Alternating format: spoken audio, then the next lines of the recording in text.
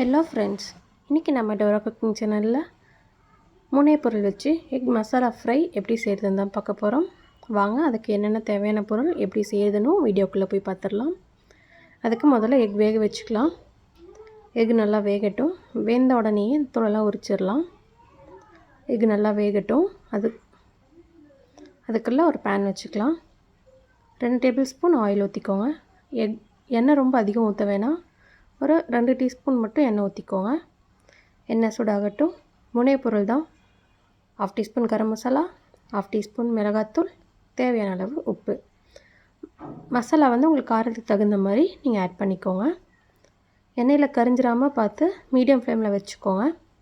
Egg வெந்துருச்சு. உரிச்சு நான் 2ஆக கட் பண்ணி வச்சுருக்கேன். அதே இந்த மசாலாவோடு சேர்த்திடலாம்.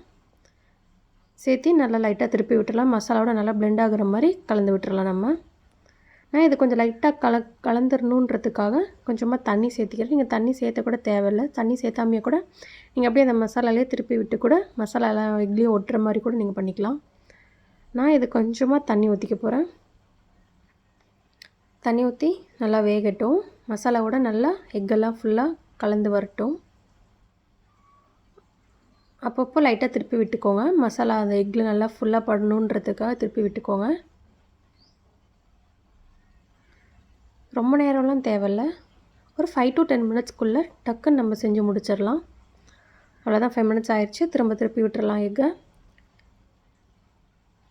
இது லெமன் சாதம், தயிர் சாதம், இதுக்கெல்லாம் நீங்கள் சைட் டிஷ்ஷாக வச்சு சாப்பிட்டீங்க அப்படின்னா டேஸ்ட் வேறு லெவலாக இருக்கும். பருப்பு சாதம் இந்த மாதிரி சாப்பாட்டுக்கெலாம் நீங்கள் இந்த மாதிரி எக்கு ஃப்ரை டக்குன்னு செஞ்சு சாப்பிட்டீங்க அப்படின்னா வேறு லெவலாக இருக்கும் சைட் டிஷ்ஷாக. அவ்வளோதான், எக் மசாலா ஃப்ரை ரெடி ஆயிடுச்சு. நீங்களும் இந்த எக் மசாலா ஃப்ரை உங்கள் வீட்டில் ட்ரை பண்ணி பாருங்கள்.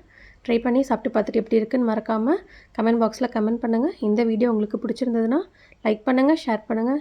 புதுசாக என்னோடய வீடியோ பார்க்குறவங்களா இருந்தால் ரெட் கலரில் இருக்க சப்ஸ்கிரைப் பட்டனும் பக்கத்தில் இருக்க பெல் ஐக்கனையும் மறக்காமல் கிளிக் பண்ணிக்கோங்க. அப்போ தான் நான் ரெகுலராக போகிற என்னோட சமையல் வீடியோஸ் உங்களுக்கு கூட நோட்டிஃபிகேஷனில் வரும். தேங்க்யூ.